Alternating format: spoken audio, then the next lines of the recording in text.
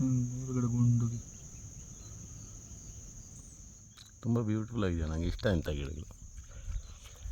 ಸಖತ್ ಧೈರ್ಯವಂತ ಗಿಡಗಳಿವೆಲ್ಲ, ಗೊತ್ತಾಯ್ತಾ? ಇಂಥ ಬಂಡೆಯಲ್ಲಿ ಬದುಕಬೇಕಲ್ಲ. ಆಮೇಲೆ ಒಂದೊಂದು ಲಕ್ಷ ವರ್ಷ ಇವಾಲ್ವ್ ಆಗಿ ಈ ನಿಶ್ ಆಕ್ಯುಪೈ ಮಾಡೋಕ್ಕೆ ರೆಡಿಯಾಗಿರೋದು ಇವೆಲ್ಲ. Rare and beautiful sight. ಆದರೆ ನಮ್ಮಂಥವ್ರ ಕಣ್ಣಿಗೆ ಮಾತ್ರ ಬೀಳೋದು ಇದು.